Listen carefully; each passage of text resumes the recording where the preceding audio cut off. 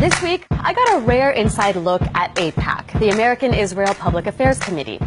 It's one of the most powerful lobbying groups in the U.S. and one that impacts our elected officials' decisions on foreign policy in the Middle East and even where our tax dollars go. I attended their annual conference, which drew 18,000 supporters and every major presidential candidate except for Bernie Sanders.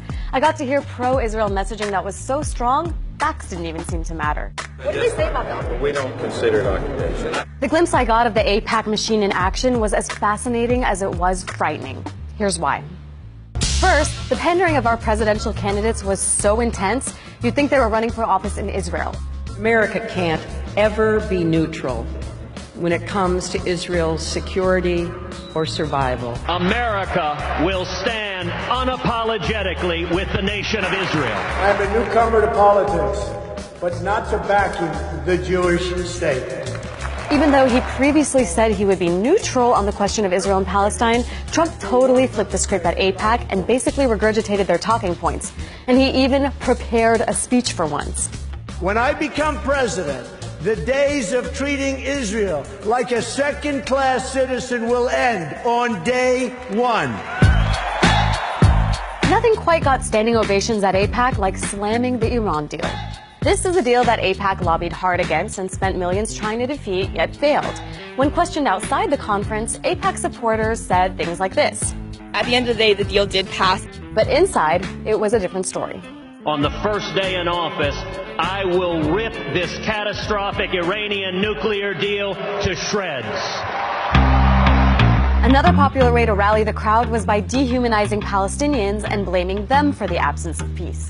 Palestinian children are raised in a culture that glorifies martyrdom and the willingness to die in the pursuit of killing or maiming Israelis. What I didn't hear was basic context, like the fact that Israel has kept more than 4 million Palestinians under a military occupation for decades, or that Israel continues expanding settlements on Palestinian land in violation of international law and long-standing U.S. policy.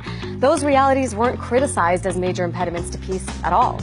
Attendees kept saying they supported peace between Israelis and Palestinians, but strangely weren't really ready to talk about Israel's actions in the region. Lastly, Aipac's 3-day conference ended with a massive lobbying effort. Literally hundreds of Americans were bused to Capitol Hill to urge their elected officials to keep supporting Israel. Our purpose is to talk about Israel. Nothing specific to your communities there. Nothing specific to our communities. Even high schoolers were assigned Aipac talking points. Aipac has its 3 goals. So personally, I'm talking on the first topic, which is about Iranian aggressions. Aipac's message to U.S. politicians is simple. Support Israel and we'll support you.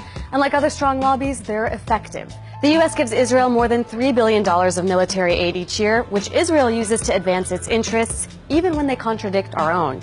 But seeing the lobby in action firsthand left me asking, is this how American democracy should work?